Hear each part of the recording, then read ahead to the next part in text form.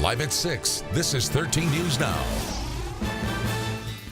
And right off the top, it's a flood of trouble. A ruptured water main sends water surging down a busy roadway, and the problem isn't going away soon.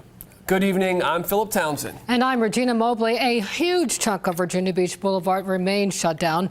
Cones block this section between Thalia Road and South Kentucky Avenue. We first broke this story on daybreak. Well, since then, we have learned a fix is still hours away. Yeah, Allie Weatherton has been out there all day long. Hey, Allie, how you doing out there?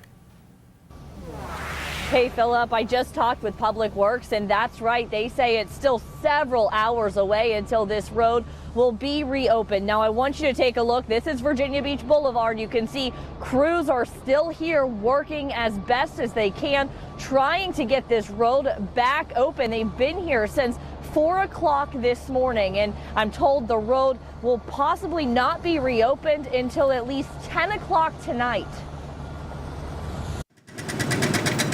It's a frustrating sight for drivers, seeing a road closed sign and having to find a different route. This is kind of obviously a major setback for a lot of people. The eastbound lanes of Virginia Beach Boulevard are shut down between Thalia Road and Kentucky Avenue due to a water main break. Lots of wrecks, but nothing like this. Mark Wiggleton owns a discount office furniture store. He's open today, but not a lot of people are walking through his doors. You can't get your customers to your store.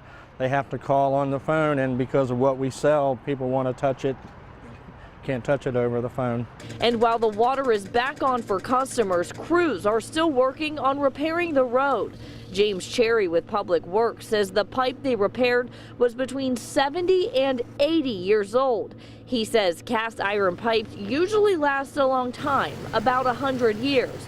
So it's normal for it to be at the end of its life. In cold weather, they are brittle, and that's what we saw, that damage. Now, since this road will be shut down till at least 10 o'clock tonight, you're going to have to take an alternate route. That alternate route would be Bonnie Road, and I was told by a couple people that were driving in that area that traffic is just a nightmare. So if you need to go out that way, make sure you give yourself plenty of time to get from point A to point B. Live in Virginia Beach, Allie Weatherton, 13 News Now. Thank you, Allie. Let's take you live to Virginia Beach now. That slush at the ocean front, it's slowly but surely melting away. Now, this freeze-thaw cycle isn't doing drivers any favors. We're coming up on prime time for potholes. Yeah, and we're helping you stay ahead of what's headed our way. Let's check in with Evan Stewart now. Hey, Evan. That's right. The good news is that we won't be seeing that freeze cycle at least anytime soon. Hopefully that thaw cycle over the next few days. And with temperatures in the 50s, 60s, and even approaching 70 by Friday, that's certainly some good news as well. Take a look at temperatures around the region. Again, a wide range of readings from the 30s near the coastline and to the low 50s down across eastern North Carolina, where you were close to 60 degrees today. In the meantime, it only got out of the low 40s right along the coast. Again, that wind coming in off the water, keeping those coastal areas cooler. But I think all of us should drop back to about 37, 38 degrees later tonight. As we take another live look outside, again, you can see partly cloudy skies out there. Some of that snow starting to melt along Settlers Landing Road and out in Hampton right now. And temperatures over the next 6 hours pretty much holding where they are under partly cloudy skies. But a big warm up coming up over the next few days. With the warm up comes some rain and then another big drop in temperatures later this weekend. Details on that coming up. Thanks, Evan. All right, it's the question a lot of parents are asking tonight. Will my kids go back to school tomorrow? Well, the answer largely depends on if school buses can actually make it.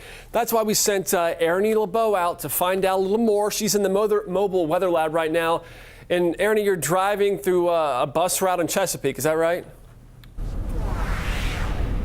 Yeah, Philip, we've actually been cruising the streets for quite some time, and we've just started hearing from schools that some schools will be on a 2-hour delay, and definitely a transportation delay, because when you're on those main roads like Battlefield Boulevard, there's no issue. They're clear, they're drivable, but it's when you get to areas like this street, this is Hurdle Drive in the Great Bridge area, that you're still seeing a lot of that slush, and buses have to drive this route in order to pick up kids.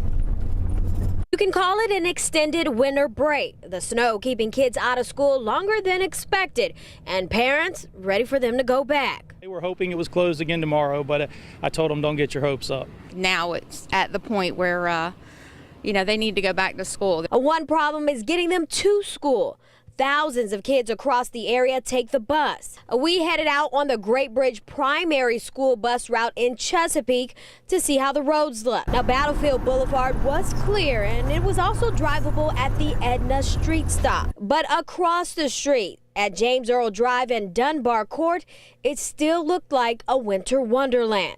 Looking at the back roads and some of the, deeper parts of Chesapeake, I'm not quite sure if they're going to be able to open or not. Then we headed up the block to Hurdle Drive, where the roads were more slushy and bumpy.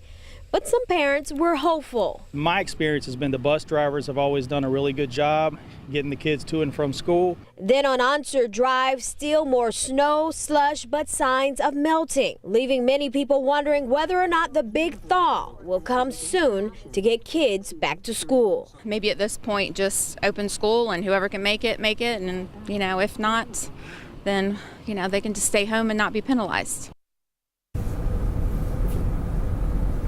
So many parents just eager to get their kids back to school. You can see here on Hurdle Drive still a lot of wet spots, some melting, but then a lot of slush, which leads to a bumpy ride out here. So safety is really key. But like I mentioned, a lot of schools have given us some updates on whether or not they will be opening on a delay. You can check our website, 13newsnow.com, for more information. Reporting live in Chesapeake, I'm Erin LeBeau, 13 News Now.